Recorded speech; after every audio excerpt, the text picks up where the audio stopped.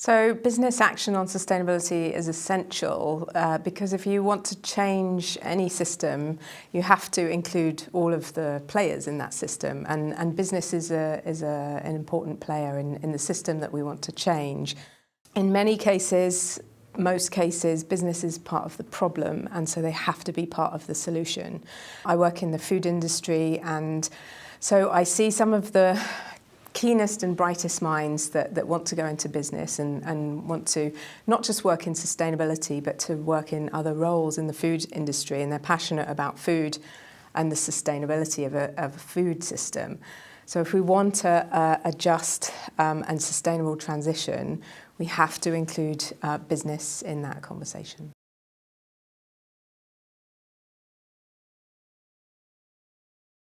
I think that the world needs probably three things from a CSO in 2025 and beyond. I would start with courage, and by that I mean we are definitely living in testing times at the moment, and what I see is, and what many people see is this increased polarization. And so we need the courage to be able to face into that polarization and I think do a couple of things. Firstly, keep showing up, keep listening and being present, because I think that these are the most difficult conversations we're having.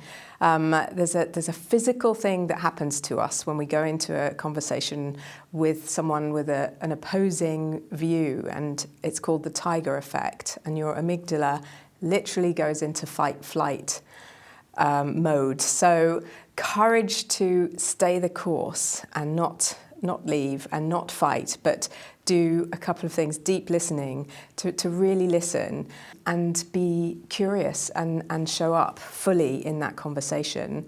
Because if you would like to change the opinion of someone else, you have to be willing to change your own opinion. So courage is my first one. The second one would probably be kindness, and I would say CSOs need to be kind to themselves. It's hard work, and it's getting harder. To do that work, you need to kind of dig deep and make sure you're grounded and be kind to yourself. And then lastly, I would say community. I certainly get a lot of energy from like-minded people working in the same, pulling in the same direction, and so community can really sustain energy and help you build better strategies.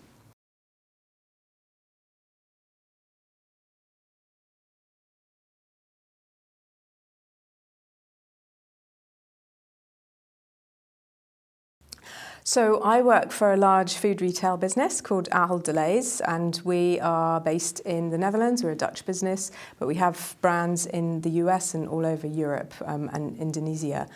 So we're essentially grocery businesses, so we sell food. So we have a vested interest in ensuring that our customers can make healthier and more sustainable choices.